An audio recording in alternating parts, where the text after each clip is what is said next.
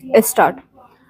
अध्यक्ष महोदय, मैं कल कह रहा था कि वित्त मंत्री जी ने जिस संदर्भ में यह बजट प्रस्तुत किया है और जिन परिस्थितियों की पृष्ठभूमि में वित्त मंत्री का भार संभाला है, उस दृष्टिकोण से यदि इस बजट को देखें तो हम इस परिणाम पर पहुंचेंगे कि वित्त मंत्री जी ने निश्चित तौर पर ऐसा काम किया है जिसके लिए वे धन्यवाद के पात्र हैं।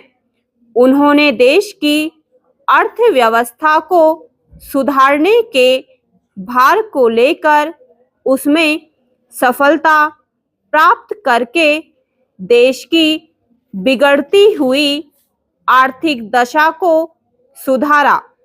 पिछले वर्ष देश का उत्पादन बढ़ा है, उद्योगों में सुधार हुआ है, कीमतों में सुधार आया है, हमारा आयात कम हुआ है और निर्यात बढ़ा है। इस तरह से देश में एक नई आशा और विश्वास पैदा हुआ है।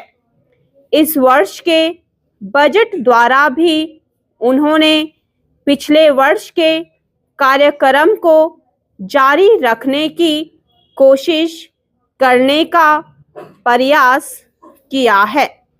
मुझे इसमें कोई संदेह नहीं है कि इसमें भी उनको सफलता मिलेगी।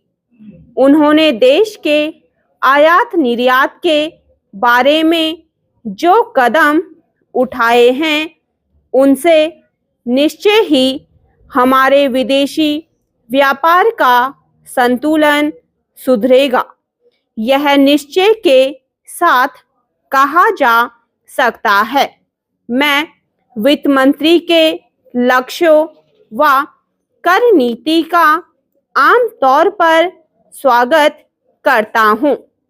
यद्यपि मैं मानता हूं कि इस कर व्यवस्था के द्वारा मध्य वर्ग पर बोझा पड़ेगा, परंतु इस देश में हमें पंचवर्षीय योजनाओं को जारी रखना है।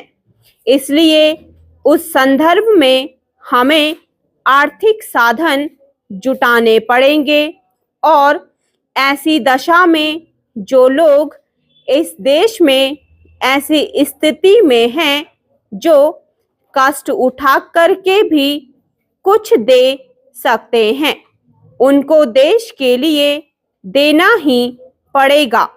इसलिए वित्त मंत्री जी के इन कदमों का मैं स्वागत करता हूं, परंतु साथ ही साथ मैं नम्रता पूर्वक यह अवश्य कहना चाहता हूं कि वित्त मंत्री महोदय ने किसानों पर जो भी नए कर लगाए हैं उनके ऊपर वे फिर सोचें।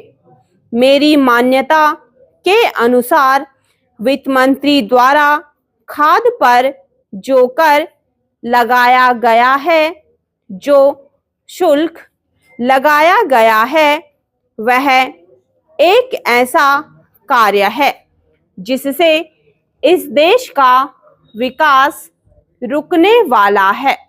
उन्होंने अपने बजट भाषण की भूमिका में कृषि संबंधी कच्चे माल के उत्पादन के लिए पूंजी लगाने की आवश्यकता पर जोर दिया है।